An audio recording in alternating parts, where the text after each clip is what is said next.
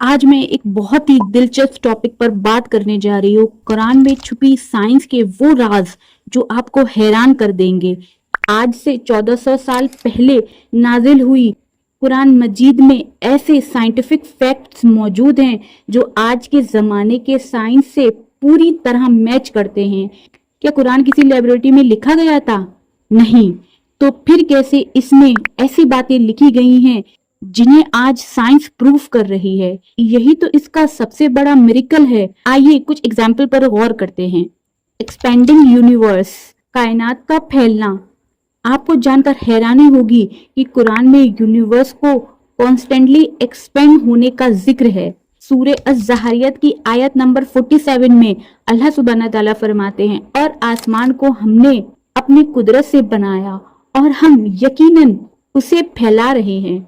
सोचिए, ये बात 20th सेंचुरी में एडविन हब्बल ने टेलीस्कोप से डिस्कवर की थी, लेकिन कुरान ने इसे सेंचुरीज पहले बता दिया था।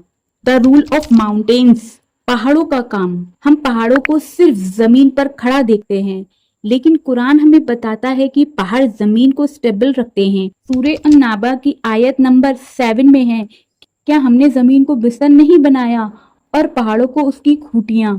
आज जियोलॉजी हमें बताता है कि माउंटेन्स की रूट जमीन के अंदर गहराई तक होती हैं, जो प्लेट टेक्टोनिक को स्टेबल रखने में हेल्प करती है।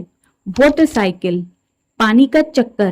कुरान में वाटर साइकिल का एक अमेजिंग डिस्क्रिप्शन है।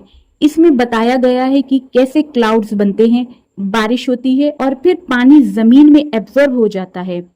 सूरे अज़-ज़ुमर की आयत नंबर 21 में है, क्या तुमने नहीं देखा कि अल्लाह आसमान से पानी बरसाता है, फिर उसे जमीन में एब्जॉर्ब करता है, फिर उसी से रंग बिरंगे पेड़ पौधे, खेती निकलती है।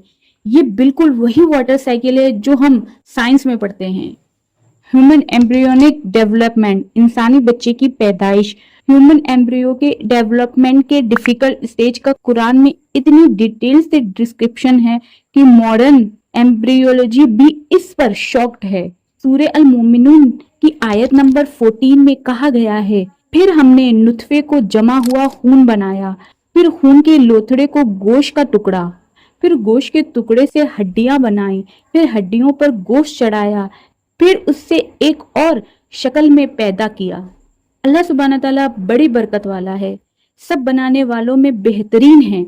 ये बिल्कुल मॉडर्न एम्ब्रियोलॉजी के स्टेज से मैच करता है। ये तो बस कुछ एग्जाम्पल मैंने आपको बताए। कुरान ऐसे ढेरों साइंटिफिक ट्रूथ से भरी पड़ी है जो इसके डिवाइन सोर्स की गवाही देते हैं, और ये बात हमें सोचने पर मजबूर करती है, ये किसी इंसान का काम नहीं बल्कि अल्लाह रब्बुल इज्जत का पैगाम है।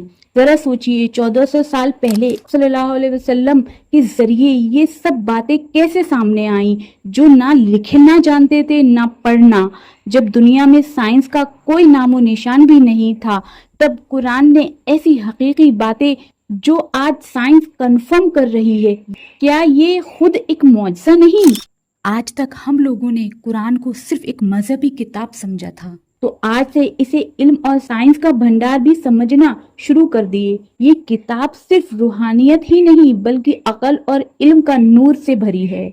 आपको ये वीडियो कैसे लगा कमेंट में जरूर बताइएगा। आपको पसंद आई तो इसे लाइक और शेयर करके दूसरों तक भी इस इल्म को पहुंचाइएगा। और हाँ, मेरे इस चैनल को सब्सक्राइब करना ना भूलिएगा। मैं जल्दी एक नए टॉपिक के साथ वापस आऊंगी। तब तक के लिए अपना ख्याल रखिएगा, दुआ में मुझे जरूर याद रखिएगा। अल्लाह हाफिज।